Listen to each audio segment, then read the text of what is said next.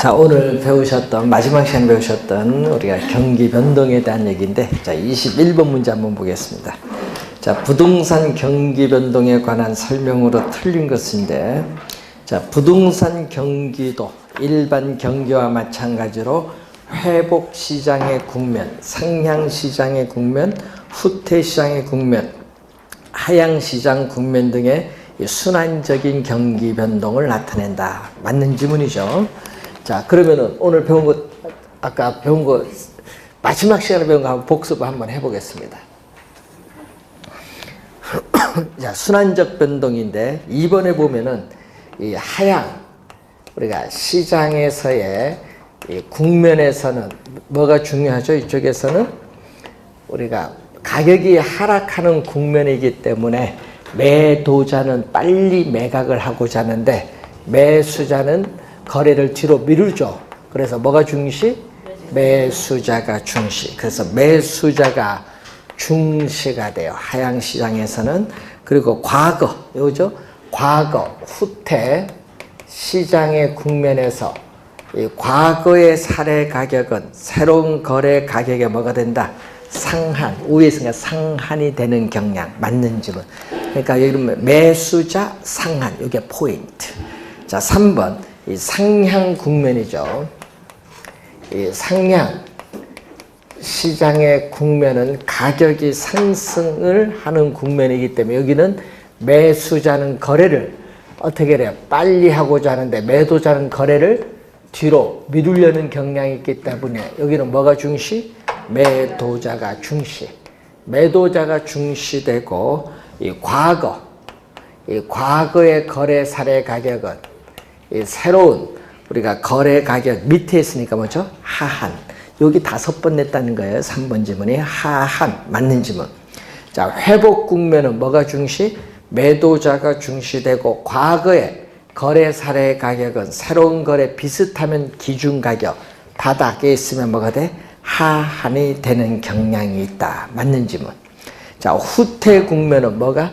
매수자가 중시되는데 과거의 거래 사례 가격은 새로운 거래 비슷하죠? 기준 가격대거나 어디 있다? 요 정점에 있을 때면 상한, 하한이 아니라 상한이 되는 경향. 5번 정답. 예, 그래서 시험 문제 또 많이 나오는 내용들인데 안정시장은 어떻게 돼? 아까 안정시장은 부동산 가격이 안정적으로 가기 때문에 과거의 거래 사례 가격은 현재 새로운 거래에서 보면 뭐죠? 신뢰할 수 있는 거래의 기준. 이것도 하나 확인해 두시면 되겠네요. 자, 5번이 정답이 되겠습니다. 자, 22번 문제로 갑니다. 자, 부동산 경기 변동에 관한 설명으로 틀린 것은 부동산 시장은 일반 경기 변동 같은 회복, 상향, 후퇴, 하향의 이 4가지 국면 외에 또 하나 뭐가 있다고? 안정시장이라는 국면이 있다. 맞죠? 안정시장은 일반 상품 시장에는 존재하지 않고 부동산 시장에 존재하는 고유 시장이죠. 자, 이런 변동을 우선 무슨 변동이라고 하죠? 순환적인 변동은 지금 몇 개의 국면? 4개의 순환 국면이 되풀이돼서 반복되고 있는 겁니다. 자, 부동산 경기 변동 국면은 우리가 공실률, 건축 허가 건수, 거래량 등으로 확인할 수 있다. 예, 우리 경기의 측정 지표가 나오고 있습니다. 맞는 지문. 일반 경기 변동에 비해서 정점과 저점과의 진폭이 작다 하니까 틀린 지문이죠. 자, 여러분 경기 추세선에서 요 정점과 저점 사이의 길이가 진폭이죠. 진폭인데 부동산 경기 변동은 호경기에 일반 경기보다 가격이 많이 오르기 때문에 정점은 더 높고 불경기일 때는 어떻게 돼? 일반 경기보다 가격 하락폭이 더 크죠. 거래가 저조하기 때문에. 그래서 이렇게 부동산 경기 변동의 진폭은 일반 경기 변동의 진폭보다 크게 나타난다. 그 이유는 공급의 시차가 존재한다는 것. 자, 그래서 2번, 3번 정답이죠. 순환적 변동, 계절적 변동, 무작위적 변동 등의 모습이 나타난다. 이 순환적 변동 위에 다른 형태의 경기 변동도 나타날 수 있습니다. 자, 상향 국면에서 직전 회복 시장의 거래 사례 가격은 새로운 거래 가격이 뭐죠?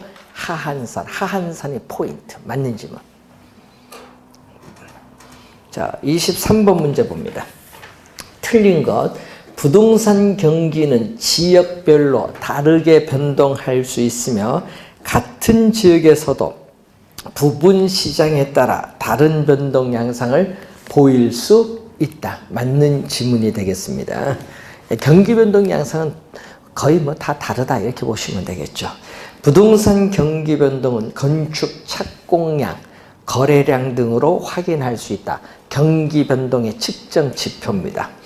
부동산 경기와 일반 경기는 동일한 주기가 아니죠. 예? 주기가 뭐다? 부동산 경기가 일반 경기보다 2배 이상 길죠. 또 동일한 주기와 진폭이 또 같지 않죠. 부동산 경기가 일반 경기보다 진폭이 크잖아요. 규칙적, 반복적이 아니라 불규칙적으로 우리가 나타나죠. 그래서 틀린 질문 3번.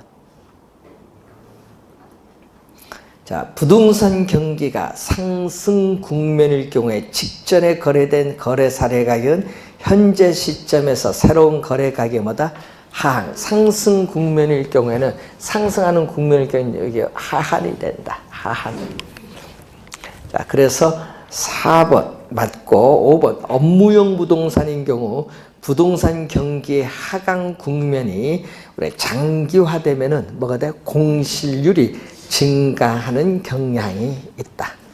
맞는 지문이죠. 5번 지문은 과거 14회 시험에도 한번 출제된 지문입니다. 자, 24번 문제로 갑니다. 24번 문제 보면은 A, B, C 부동산 시장이 다음과 같을 때 각 시장의 모형 형태를 묻는데, 자, 이 거미집 시장에서의 모형 형태죠. 자, 여러분이 가장 중요한 건 뭐죠? 수렴형이 안정적인 우리가 균형 조건인데, 자, 수렴형은 우리가 수요 곡선과 공급 곡선을 보면 이런 형태가 수렴형이에요. 수렴형. 그래서 이 불균형 상태가 시간이 경감에 따라 이렇게 균형으로 접근해 가는 모형인데, 자, 이 수요 곡선의 기울기의 절대값과 공급 곡선의 기울기의 절대값을 비교하면은 공급 곡선이 커요. 수렴형이고, 또 발산형은 또 불안정적인 균형 조건으로서 수요 곡선과 공급 곡선이 이렇게 주어졌을 때 시간이 경과함에 따라 점점 이렇게 밖으로 빠져나가는 형태가 뭐가 된다? 우리는 발산형, 수렴형의 반대가 되죠. 그래서 수요 곡선의 기울기의 절대값과 공급 곡선의 기울기의 절대값을 비교하면은 이것은 어디가 수렴형의 반대니까 수요 곡선이 크다. 자, 그리고 순환형일 경우에는, 자, 그림이 이런 형태 주어졌는데, 이때는 이 시간이 경과함에 따라 이 불균형 상태가 점점 이렇게 계속 이렇게 반복되는 이런 형태가 순환형. 그래서 순환형은 이 수요 곡선의 기울기의 절대값과 공급 곡선의 기울기의 절대값이 서로 뭐 할 때? 같을 때. 자, 거기 이제 이런 문제 나오면 틀리면 안 되거든요. 이제 보니까, 자, 한번 보니까 27회 시험에 출제됐는데, 거기 봤더니 수요 곡선의 기울기가 마이너스 0.8 요겁니다. 마이너스 0.8 그리고 공급이 0.6 요거거든요. 그래서 A는 뭐다? 발산형. B는 요겁니다. B는 마이너스 0.3, 0.3 같죠? 절대값. 요 B는 뭐다? 순환형. C는 요거 마이너스 0.6, 여기 1.2 요거. C는 수렴형. 요걸 묻는 거죠. 지금 조건. 그래서 정답은 5번이 정답. 조건 알면 5초 안 걸려요. 자, 25번 문제로 갑니다. 25번이나 26번이나 25번 문제, 26번 문제가 같은 유형인데, 자, 여러분 26번 문제로 한번 보겠습니다. 같은 유형이니까. 그래서 26번 풀면요, 여러분 한번 25번 한번 쉬는 시간 한번 풀어보세요. 자, 어느 지역에 수요와 공급 함수가 각각 주어졌습니다. 자, A 부동산 상품 시장에서는 뭐다? Q, D는 100-P가 주어졌고, 또 QS는 마이너스 10 플러스 얼마? P가 주어졌어요. 요것은 뭐다? A. 그럼 양변을 뭘로? 2로 나눠버리자. 그럼 얼마? QS는 마이너스 5 플러스 2분의 1 P. 자, B 갑니다. 자, B는 또 B 부동산 상품 시장에서는 QD는 얼마? 500 마이너스 2P. 또 3 QS는 마이너스 20 플러스 6P. 또 양변을 또 3으로 나눠줬더니 얼마? 마이너스 3분의 20 플러스 2P. 자, 항상 여러분 우리 그림 볼 때 P는 어떻게 돼요? Y축에 있거든요. 그래서 기울기와 탄력성은, 자, 기울기와 탄력성은 역관계에 있어요. 자, 역관계에 있기 때문에 어떻게 돼요? 부등호 방향은 어떻게 돼요? 반대가 돼요. 반대. 예? 예? 자, 그리고 반대라는 걸 염두에 두시고, 니꼬를 때는 또 수요의 발산형은 수렴형의 반대니까, 여기 순환형일 때는 수요의 가격 탄력성과 공급의 가격 탄력성을 묻는 거죠. 여러분 기울기는 뭐예요? Y축이잖아요. 자, Y 이꼬르 A 플러스 BX인데 Y가 바로 뭐다? Y가 P죠. Y가 P고 X가 뭐다? Q예요. Q, X축이. 그럼 요 앞에 있는 요게 바로 뭐가 돼? 기울기거든요. 근데 지금 문제는 P가 앞으로 나온 것이 아니라 뭐가 나왔다? Q가 나왔어요. 그러니까 P로 고쳐서 기울기 따져도 좋고요. 그러면 뭐를 따지냐? 이제 Q로 주어져. QD, QS, Q로 주어졌거든요. Q로 주어질 때 P죠? 이 P 앞에 있는 숫자 보세요. 여기 마이너스 1, 요거 플러스 1. P 앞에 있는 숫자입니다.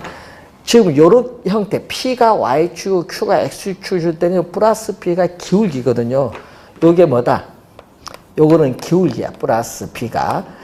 요것을 P 니꼬르 해서 고쳐도 돼. 그럼 요건 얼마? 그럼 예를 들어서, P 니꼬르는 얼마? 100 마이너스 QD. 그럼 요거 기울기가 얼마다? 기울기는 마이너스 1인데, 수요 곡선의 기울기 절대값 하면 뭐다? 플러스 1. 이렇게 나오는 거예요. 뭔지 알겠죠? 요걸로 따지면. 근데 문제는 그대로 풀어버리는 거예요. 자, 이때 마이너스 1의 절대값 얼마? 마이너스 1의 절대값. 여기 플러스 2분의 1의 절대값. 요게 탄력성이에요. 탄력성. P 앞에 있는 숫자의 절대값이 뭐다? 탄력성. 그럼 탄력성이 어디가 커? 여기 1이잖아요. 요거 수요고, 요건 공급인데, 어디가 커? 요게 크지. 수의 가격 탄력성, 공급의 가격 탄력성을 봤더니 수의 가격 탄력성이 크다. 자, 이런 얘기죠. 지금 값이. 자, 그리고 여기는 얼마? 수요가 얼마죠? 마이너스 2. 여기는 얼마? 플러스 이 절대값이 서로 같다. 같을 때는 뭐다? 순환형이다. 순환형. 여기는 순환형. 그리고 여기는 우리가 여기 수렴이 계산에 뭐 숫자 잘못 적었나? 마이너스 1 플러스 맞는데?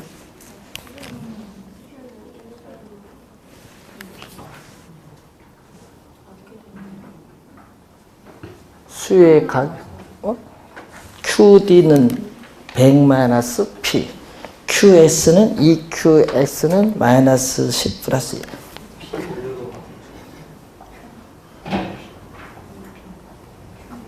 뭐 숫자가 뭐가 이상한데 이게? 마이너스 1 플러스 2분의 1 P로 하면 맞는데 P 하면은 EQS 플러스 10 요거 기울기니까 수요 곡선의 기울기 공급 곡선의 기울기 이건 기울기잖아요. 수요 곡선의 기울기, 공급 곡선의 기울기가 이런 형태가 나오니까 이것은 뭐다? 수렴형인데. 그래서 이 형태는 수렴형인데 여기 뭐가 탄력성이 좀 그렇네. 예? 앞에 있는 이 숫자가 탄력성이거든요. 탄력성. 앞에 있는 이 숫자, 이게 마이너스 1 플러스 1 절대값을 주셔서 그렇구나. 예? 그래서 탄력성이 여기 크니까 여기 뭐죠? 우리가 뭐가 돼요? 이게 수요의 가격 탄력성이 뭐가 돼? 수요의 가격 탄력성이 마이너스 1 여기에 뭐다? 1이죠. 그래서 여기에 크니까 뭐가 된다? 요건 기울기고 요거는 뭐다? 탄력성. 그래서 뭐가 된다? 요것은 요런 형태 여기 부호가 바뀌었나? 그러니까 좀 이상하네. 여기 부호가 바뀌어.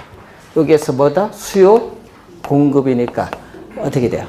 우리는 수렴형. 그래서 1번이 정답인데 거기 또 하나가 나왔어요.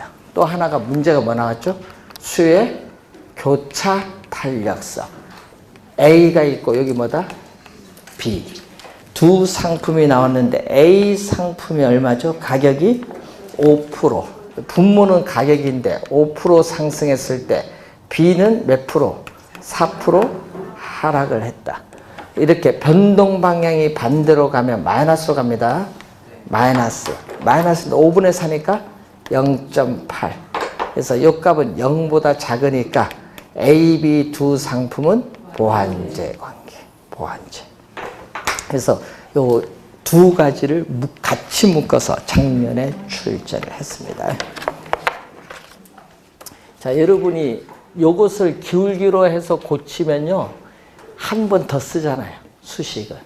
한 번 더 쓰니까 바로 P 앞에 있는 숫자의 절대값이 뭐다? 예? 탄력성이다. 이렇게 생각하면 돼. P 앞에 있는 게 뭐다? 탄력성, 절대값. 그래서 계산해도 빨라요. 그래서 이 문제를 26번 문제를 20 앞에 5번 문제 한번 요걸로 한번 풀어보세요. 그러면 답이 바로 나옵니다. 자, 여러분 교재 33페이지에 1번 문제 봅니다. 부동산 시장에 관한 설명으로 틀린 것은 부동산 시장에서는 어느 특정한 지역에 국한되는 시장의 지역성, 지역 시장성이 존재한다. 뭐가 나온다? 우리는 부동성이라는 토지의 특성에서 우리는 국지적 지역 시장이 형성된다. 이걸 묻는 지문이죠. 자, 요거는 시험에 자주 출제가 되는 지문. 국지적 지역 시장을 형성한다. 2번. 부동산 시장에서는 정보의 비대칭성으로 인해서 우리는 정보를 많이 보유한 사람, 적게 보유한 사람으로 해서 부동산 가격의 왜곡 현상이 나타나기도 한다. 뭐 고가 아니면 저가 거래가 이루어질 수 있죠. 맞는 질문. 이 할당 효율적 시장은 자원이 효율적으로 배분이 이루어지는 시장인데 부동산 거래의 은밀성으로 인해서 부동산 가격의 과소평가 또는 과대평가 등의 가능성 높아진다. 3번이 정답인데 이 정보에 있어서 가치, 이 정보에 있어서의 가치와 정보 비용이 일치한다. 자, 이 정보와 가치와 정보 비용이 일치하게 되면은 초과 이윤 자체가 없다. 초과 이윤 자체가 없다. 네? 초과 이윤이 없는 이 시장을 우리는 전문용어로 자원이 효율적, 초과 이윤이 없는 이 시장을 할당 효율적 시장이야. 그래서 초과 이윤 자체가 없거든요. 그래서 초과 이윤이 할당 효율적 시장에서는 초과 이윤이 없기 때문에 우리는 과대평가, 과소평가된 부동산은 존재하지 않죠. 과소평가된 부동산은 존재하면은 초과 이윤이 있거든요. 초과 이윤이 없으니까 이 과대평가, 과소평가된 부동산은 존재하지 않는다. 이게 3번 정답. 자, 4번. 부동산 거래 비용의 증가는 부동산 수요자 공급자의 시장 진출입, 들어오고 나가는 것에 제약을 줄 수 있기 때문에 불안정 경쟁 시장의 요인이 될 수도 있습니다. 뭐 거래 비용이 우리 부동산은 일반 상품에 비해서 많이 들고 있죠. 자, 개별성의 특성은 부동산 상품의 표준화를 어렵게 할 뿐만 아니라 부동산 시장을 복잡하고 다양하게 한다. 그래서 이 개별성의 이 특성으로 인해서 우리 부동산 상품은 표준화가 어렵다. 비표준화가 되죠. 그래서 부동산 시장을 우리는 복잡하고 다양하게 합니다. 자, 2번. 부동산 시장에 관한 설명으로 틀린 것을 묻는 거죠. 자, 중강성 효율적 시장은 공표된 것이건 그렇지 않은 것이건 어떠한 정보도 이미 가치에 반영되는 시장. 1번이 정답인데 1번은 강성 효율적 시장을 말합니다. 자, 이 과거의 정보, 이 과거의 정보가 반영되는 게 무슨 시장? 약성 효율적 시장. 과거의 정보에다가 현재 공개되는 이용 가능한 모든 정보까지 더해준 요게 바로 뭐죠? 중강성 효율적 시장인데, 자, 요 두 정보는 우리가 공식적으로 발표된 정보. 이 공식적으로 발표된 정보뿐만 아니라 공식적으로 발표되지 않은 정보, 이 공표되지 않은 정보까지 시장 가치에 여기에 반영되는 시장을 우리는 강성 효율적 시장. 지금 뭐에 대한 개념? 강성 효율적 시장의 개념.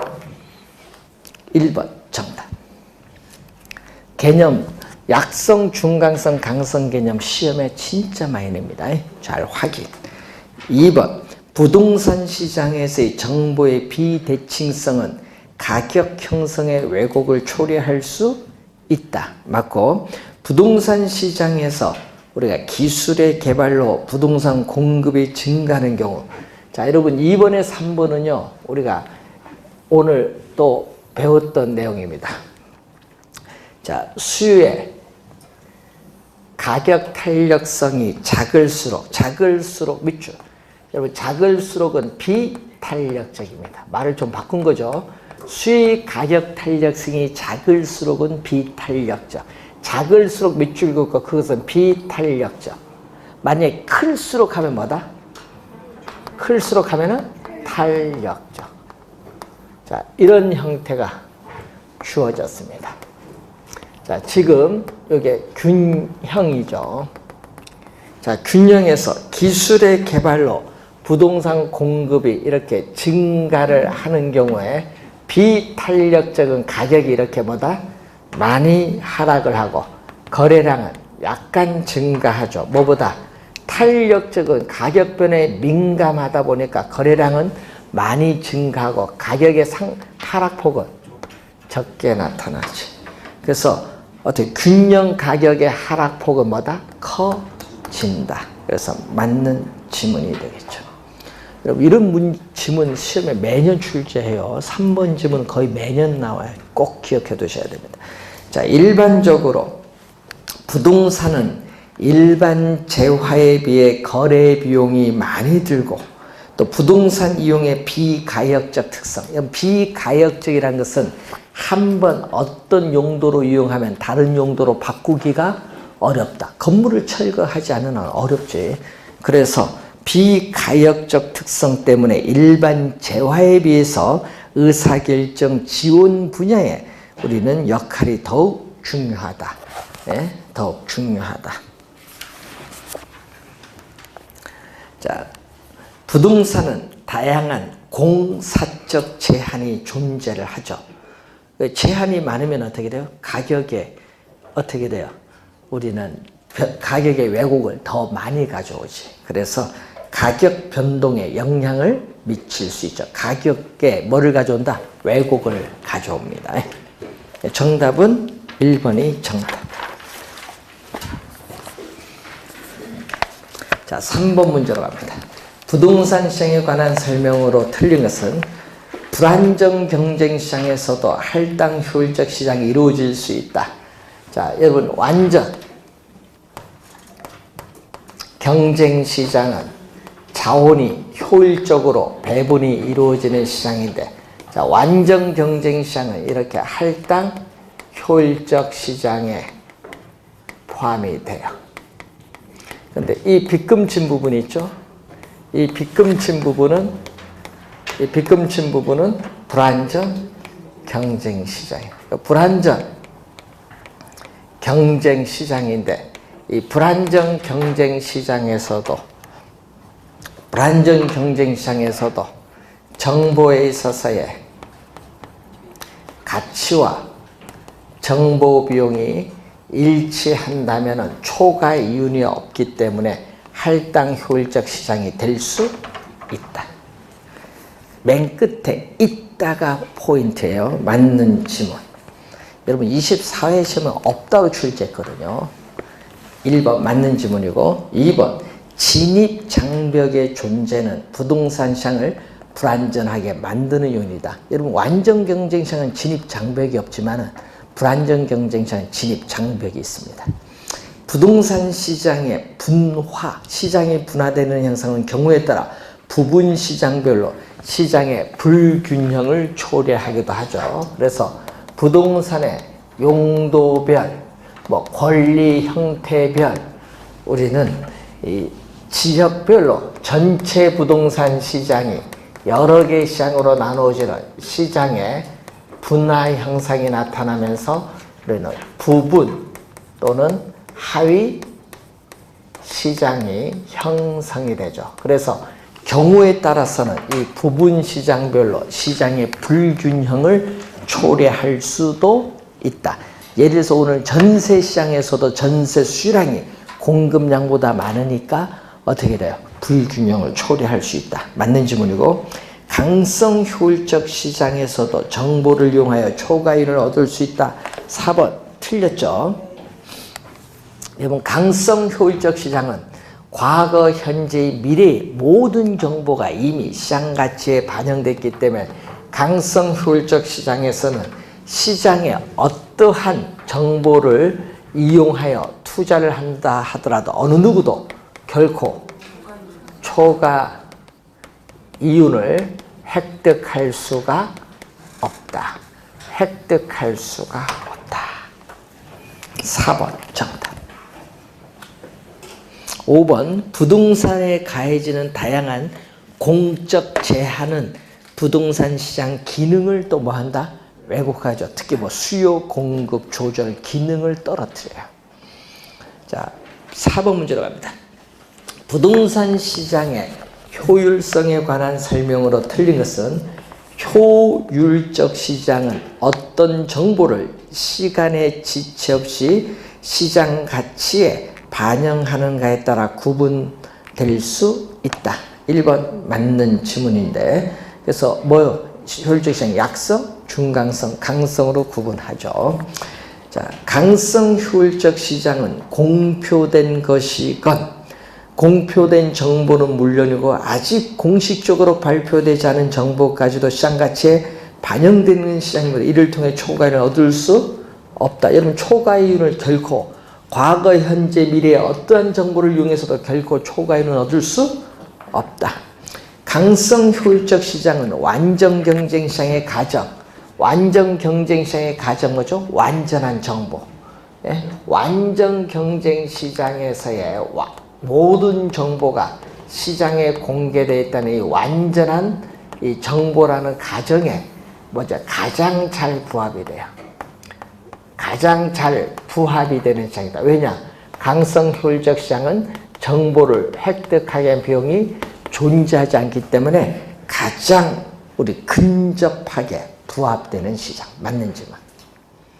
4번 약성 효율적 시장은 현재 시장 가치에 대한 과거의 역사적 자료를 분석하여 정상 이윤을 초과하는 이윤을 획득할 수 없다. 자, 여러분, 과거의 정보, 약성 효율적 시장에는 과거의 역사적 자료를 토대로 해서 현재 시장 가치의 변동을 분석하는 것을 기술적 분석인데, 이러한 기술적 분석을 통해서 나타난 여러 가지 기술적인 자료를 가지고 투자를 한다 하더라도 초과 이윤은 획득할 수 없다. 초과 이윤 획득할 수 없어요. 그런데 획득할 수 있다 하니까 틀린지 뭐. 4번 정답. 중강성 효율적 시장은 이거죠. 과거의 추세적인 정보뿐만 아니라 현재 공표되는 뭐죠? 정보가 지체 없이 시장 가치에 반영되므로 공식적으로 이용 가능한 정보는 공표된 정보거든요. 이용 가능한 정보를 기초로 또 뭐를 한다? 네? 기본적 분석을 하겠죠. 기본적 분석을 한다. 네? 이 기본적 분석을 하는데, 이 기본적 분석을 하여 투자를 하여도 우리는 초과 이윤은 뭐다? 또 획득할 수 없다. 예. 초과 이윤 또 획득할 수 없다. 5번 맞는 질문. 자, 여러분, 항상 약성, 중강성, 강성은 개념뿐만 아니라 초과 이윤 얻을 수 있냐 없냐 시험에 자주 출제가 되는 부분. 자, 올해도 30회 시험 좀 중요하니까 다시 한번 확인해 두시면 되겠습니다.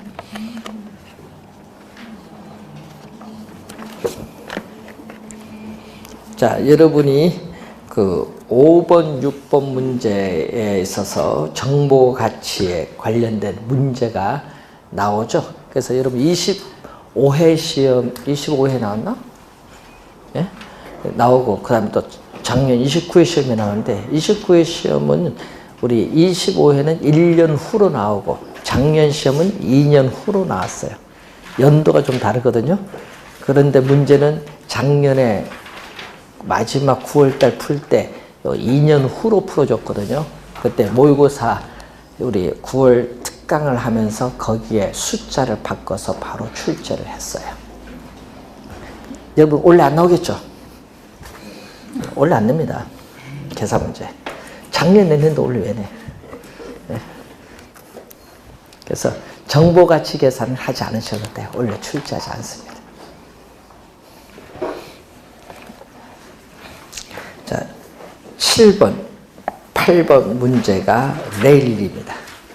레일.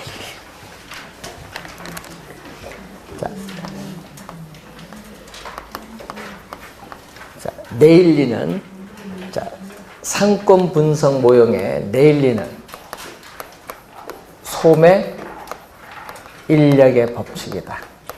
자, 이 소매 인력의 법칙이 이 레일리야, 레일.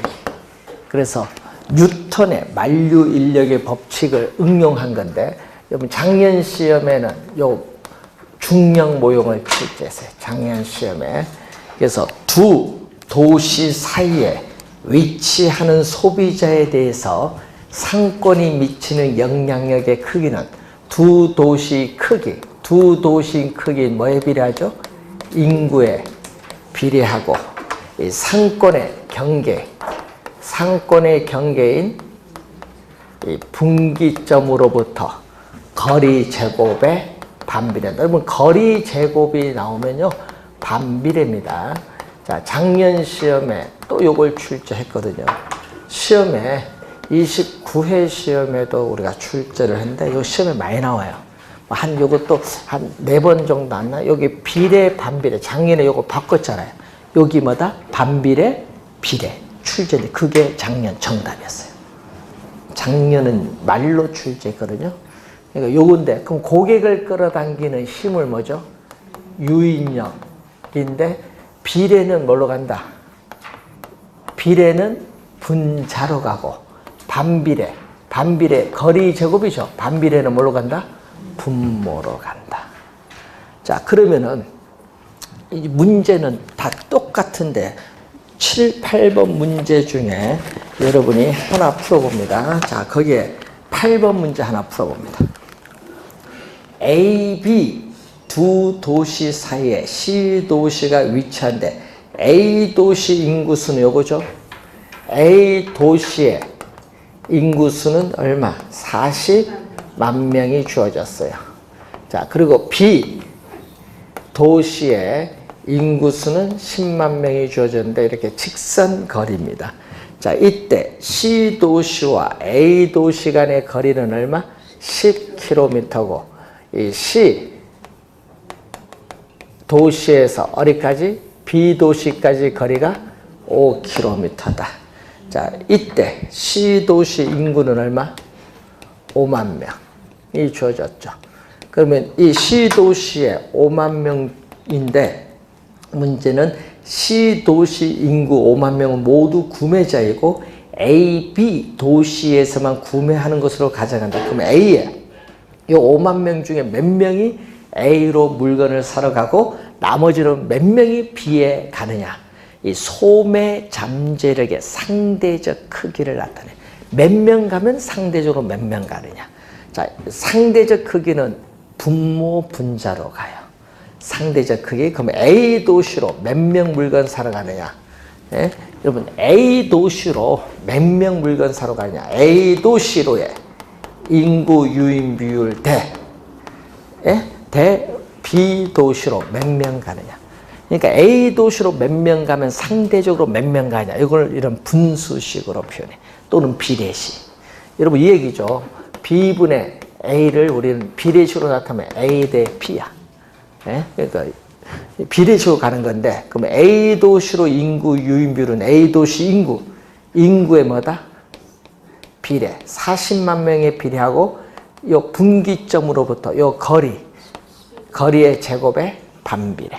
B 도시로 인구 유인 비율은 B 도시 인구 얼마? 10만 명에 비례하고 분기점으로부터 거리 5의 제곱의 반비례. 요걸 식을 항상 요 식을 적을 줄 알면은 계산이 다 된다. 계산인데 자 오늘 탄력성 배울 때 요 2개 곱한 거 있죠. 내항이 곱은 10의 제곱은 100 곱하기 10만 명. 내항이 곱은 뭐도 분모로 가고 외항이 곱 5의 제곱 25 곱하기 얼마? 40만 명을 뭘로 간다? 분자로 가요. 자, 그러면 요거 10만 명, 40만 명 약분 요거 4죠. 25, 100 약분하면 4요. 4분의 4는 1. 그러면 요걸 분수식을 비례식으로 나타내면은 A 대 B는 1대 1이야. 분수식으로 나타나면은 그러면 A 도시로 몇 명이 가냐? 인구 유인 인구는 A 도시로 유인 인구는 C 도시 5만 명에 몇 프로 간다?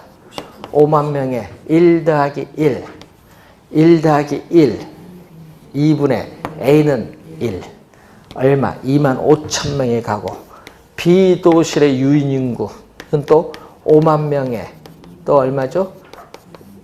1 더하기 2죠? 2의 B는 얼마? 1. 25,000명. A 도시로 25,000명 가고 B 도시로 25,000명이 간다. 3번 정답. 여러분 계산 문제는 다 똑같아요. 이런 형태로 다 풀면 돼. 내일리는요 최초야. 그래서 이제는 1929년에 나타난 최초 이론이니까 했던 시험의 단골이야. 작년에도 정답 지문 묻었어요. 그래서 하여튼 내일리는 진짜 중요한 학자입니다. 만약에 올해 시험에 계산 문제 나오면요 내일리 아니면 허프 둘 중에 하나야. 계산 문제는. 그래서 내일리 허프 둘 중에 하나니까 푸는 연습 몇 번 하면은 풀려요.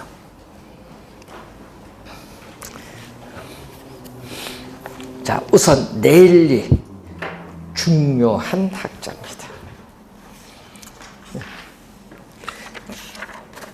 자, 그래서 여러분이 38페이지에 이제 9번, 10번은 이제 누구의 이론이냐면 허프. 아까 했죠. 우리 내일리 아니면 허프. 그래서 허프 이론은 잠시 쉬고 시작하겠습니다.